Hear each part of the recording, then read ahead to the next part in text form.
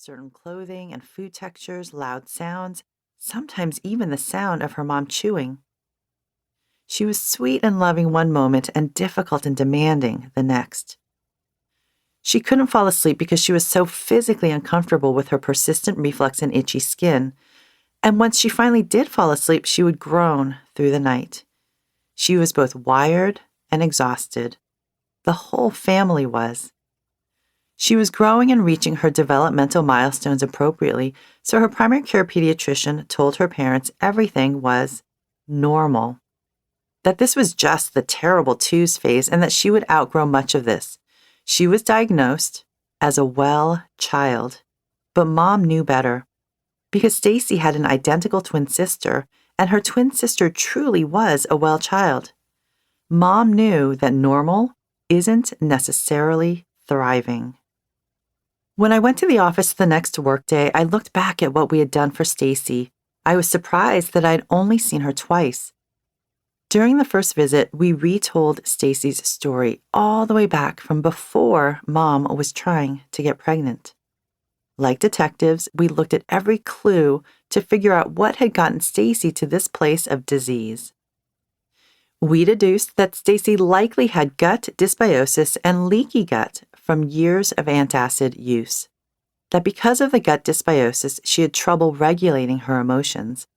And because of the leaky gut, she had food sensitivities and immune dysregulation, triggering her eczema, and that she likely wasn't absorbing nutrients from her gut well, causing nutrient deficiencies that were affecting her sensory issues, sleep, and behavior.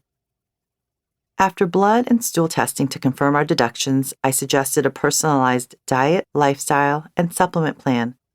Within 3 months, Stacy was happier and calmer, sleeping through the night, tolerating more clothing textures, trying new foods, slowly and successfully weaning off her reflux meds.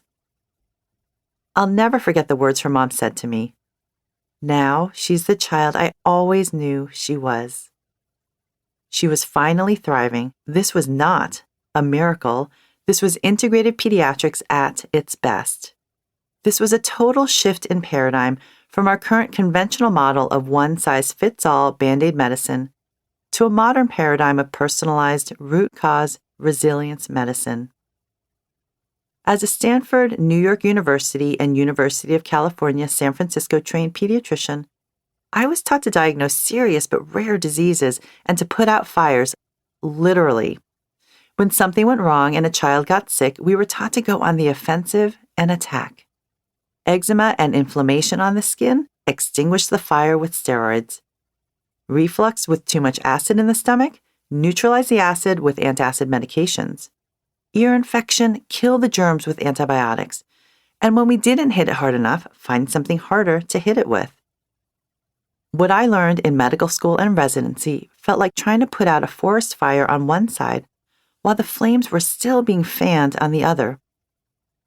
Once the inflammation was temporarily extinguished, the smoldering embers would light up again and show up as another earache, asthma attack, anxiety, or autoimmune flare.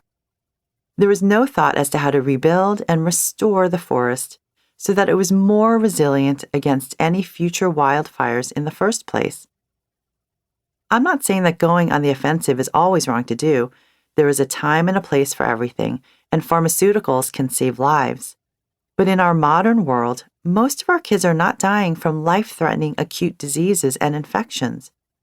Our kids are suffering from persistent, often lifelong and life-impacting conditions that are increasingly common and are often a result of our medical interventions and modern lifestyle. But now we know more, and we need to do better for our kids. What I wish I had learned in medical school.